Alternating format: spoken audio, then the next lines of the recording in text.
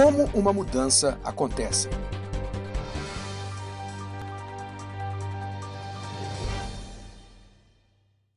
Se você considerar a dinâmica da mudança, você vai notar que toda mudança segue duas etapas principais. Isso mesmo. Se olharmos de maneira simplificada, toda mudança que acontece segue um processo de 2 passos. Quer se trate de um corte de cabelo, um novo emprego, divórcio ou perder peso, ou até uma guerra que explode entre 2 países, esses mesmos 2 passos sempre se aplicam. Por que é importante você saber isso? Se você entender esse processo de 2 passos que provocam toda e qualquer mudança, então você estará mais capacitado para efetuar a mudança que você quiser na sua vida. E você também vai entender o porquê, às vezes, a mudança que você diz que quer tanto não está acontecendo para você. Então, quais são esses 2 passos? Vamos olhar um de cada vez. O primeiro passo, o nascimento da mudança, é o resultado de pelo menos uma das seguintes condições mentais e emocionais, ou uma combinação delas: raiva justa, insatisfação, indignação, intolerância, revolta, tédio e um sentimento antigo que ultimamente tem saído de moda, mas que é muito útil para provocar uma mudança: a velha vergonha na cara. Pois bem, somente quando um ou mais desses sentimentos e pensamentos se apoderam de você e ultrapassam os seus limites de tolerância é que nasce a mudança. Resumindo em uma palavra, é quando você chega ao ponto do basta. Você chegou ao seu limite e daí não dá mais para aguentar a atual situação. É aí que nasce a mudança, quando o seu autorrespeito é desafiado, quando algo mexe com o seu brio, você tem que reagir, porque do jeito que está, não pode ficar. Mas isso é apenas o primeiro passo, apenas o começo, o nascimento da mudança.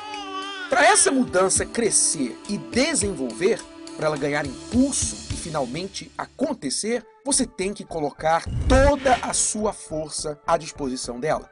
Isso porque toda mudança encontra resistência, e quanto maior a mudança, maior a resistência contra ela.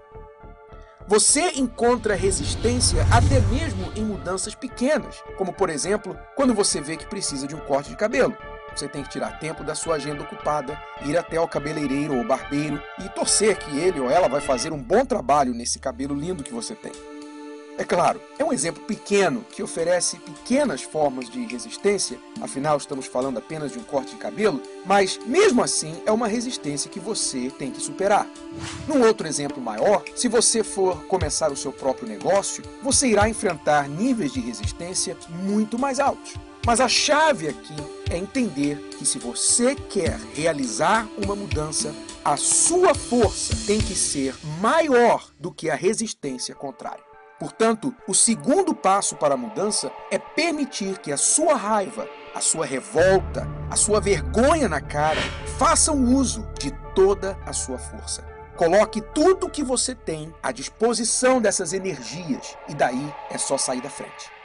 Agora, o que quer dizer toda a sua força? Eu acho que é importante definir o que isso significa. Para mim, toda a força quer dizer o uso total e em conjunto de todas as seguintes fontes de força que nós temos. Primeiro, o nosso espírito. No nível mais alto da sua força está a sua fé, o seu espírito, o poder da sua crença. Você tem que acreditar que é possível mudar. Há situações em que a mudança parece tão impossível que você vai precisar mesmo de um milagre. E é aí que entra o poder da fé, o poder da oração, naquelas situações em que não há nada que você possa humanamente fazer. Mary, a rainha da Escócia, disse uma vez: "Eu temo mais um homem de joelhos do que um exército de 10.000 soldados armados." Há poder na oração. Se você ainda não sabe usá-lo, procure saber, experimente, você vai se surpreender. Tempo. Você tem que dedicar o seu tempo à mudança. Você tem que gerenciar o seu tempo e não ceder às distrações. Você tem que manter o foco naquilo que você quer. A sua mente, quer dizer, as suas ideias. Você tem que gerar ideias. Você tem que sempre se perguntar: o que eu posso fazer para causar essa mudança que eu quero? Sua mente deve estar totalmente ocupada com pensamentos sobre aquela mudança tão desejada. O seu corpo. Isso se refere àqueles momentos em que você tem que arregaçar as mangas e pôr mãos à obra. Ou seja, gastar a sola do sapato. Fazer fisicamente o que você precisa fazer para realizar a mudança. É vencer a moleza e a preguiça. Recursos. Você deve usar todos os recursos, as ferramentas que você tem à sua disposição, os recursos que você tem e pode vir a ter para fazer a mudança acontecer na sua vida. Isso inclui recursos como pessoas, dinheiro, conhecimento e outros meios que você possa dispor. A última fonte de força é a palavra. Utilize o poder da sua palavra para falar sobre a mudança que você quer, tanto consigo mesmo quanto com os outros. Seja o profeta da mudança que você crê que vai vir. Comunique a sua visão para aqueles que você precisa que estejam a bordo desse barco com você.